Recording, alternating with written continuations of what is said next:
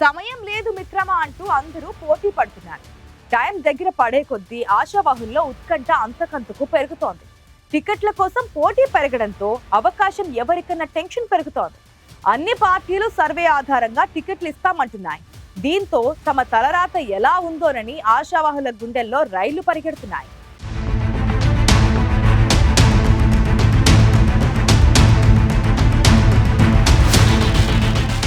Nizamabad mayor seat ప్రధాన పార్టీలను ఊరిస్తోంది. 60 డివిజన్లున్న Nizamabad corporation పై అధికార పార్టీ గురిపెట్టింది. మున్సిపాలిటీ నుంచి కార్పొరేషన్ అయ్యాక మొదట కాంగ్రెస్ జెండానే ఎగిరింది. డి సంజయ్ మేయర్ అయ్యారు. తర్వాత బీఆర్ఎస్ పార్టీ 2 సార్లు మేయర్ పీఠాన్ని దక్కించుకుంది. గత ఎన్నికల్లో బీజేపీ మెజారిటీ డివిజన్లు గెలుచుకున్న మజ్లిస్ మద్దతుతో బీఆర్ఎస్ మేయర్ సీటుని ఎగరేసుకుపోయింది. దీంతో ఈసారి ఎలా అయినా నిజామాబాద్ కార్పొరేషన్లో పాగా వేయాలన్న టార్గెట్తో ఉంది కాషాయ పార్టీ. గత ఎన్నికల్లో బీజేపీ నుంచి 28 మంది కార్పొరేటర్లు గెలిచారు.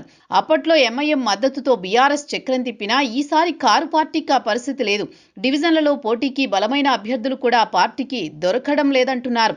నిజామాబాద్ కార్పొరేషన్లో ఈసారి కాంగ్రెస్ బీజేపీ మధ్య హోరాహోరీ పోరు ఉండొచ్చనే అంచనాలు ఉన్నాయి. ఈ 2 జాతీయ పార్టీల మధ్య పోటీ ఎక్కువగా ఉంది.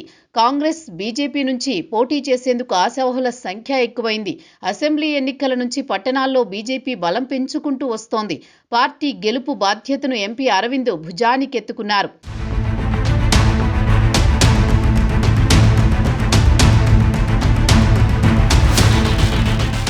రాష్ట్రంలో అధికారంలో ఉన్న కాంగ్రెస్ పార్టీ కార్పొరేషన్ ఎన్నికల్లో తగ్గేదే లేదంటోంది. ఇప్పటికే మున్సిపల్ కార్పొరేషన్ ఎన్నికలు జరిగే జిల్లాల్లో మంత్రులను ఇన్ఛార్జీలుగా నియమించింది.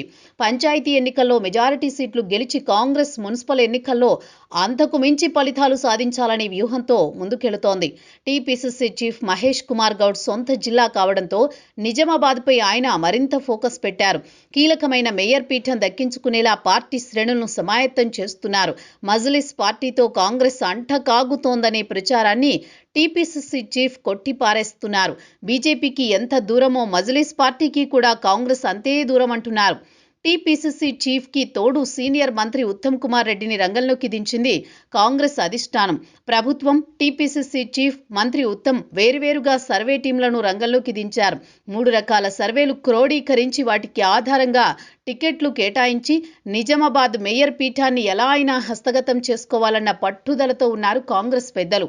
అర్బన్ నియోజకవర్గ ఇన్ఛార్జిగా ఉన్న ప్రభుత్వ సలహాదారు షబ్బీర్ అలీ కూడా పార్టీ గెలుపును ప్రతిష్టాత్మకంగా తీసుకున్నారు. అయితే గత ఎన్నికల్లో కాంగ్రెస్ పార్టీ కేవలం 2 డివిజన్లలోనే గెలవడంతో ఆ పార్టీకి బల్దియా పీఠం పెద్ద టాస్కే కాబోతోంది.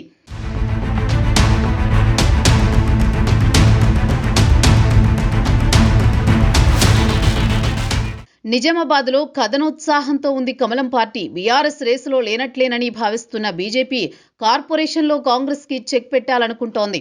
5 ఎక్స్ అఫీషియో ఓట్లు ఉండడం తమకు కలిసి వస్తుందని ఆ పార్టీ లెక్కలేసుకుంటోంది. తాము గెలిస్తే నిజామాబాద్ పేరును ఇందూరుగా మారుస్తామని చెబుతున్నారు కాషాయ నేతలు.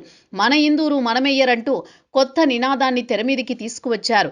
గత మున్సిపల్ ఎన్నికల్లో 28 డివిజన్లు గెలుచుకుని బీజేపీ అతిపెద్ద పార్టీగా అవతరించినా ఆ పార్టీ ఆశలపై ఎంఐఎం నీళ్లు చల్లింది. అందుకే కాంగ్రెస్ మజ్లిస్ భాయి భాయి అంటూ ప్రజల్లో ప్రచారం చేస్తున్నారు కమలనాథులు. గెలుపు గుర్రాల కోసం 2 జాతీయ పార్టీలు క్షేత్రస్థాయిలో సర్వేలు చేయిస్తున్నాయి. ఎవరి వైపు మొగ్గుంటే వారికే టిక్కెట్లు ఇచ్చేందుకు సిద్ధమవుతున్నాయి బీజేపీ, కాంగ్రెస్.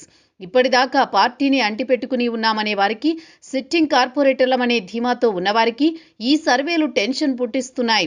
నోటిఫికేషన్లోగా సర్వేలు పూర్తి చేసి అన్ని వడపోతల తర్వాతే అభ్యర్థులను ఎంపిక చేస్తామని 2 పార్టీలు సంకేతాలిస్తున్నాయి. దీంతో సర్వే నాయక సుఖినో భవంతు అన్నట్లుంది నిజామాబాద్ బల్దియా పొలిటికల్ సీన్.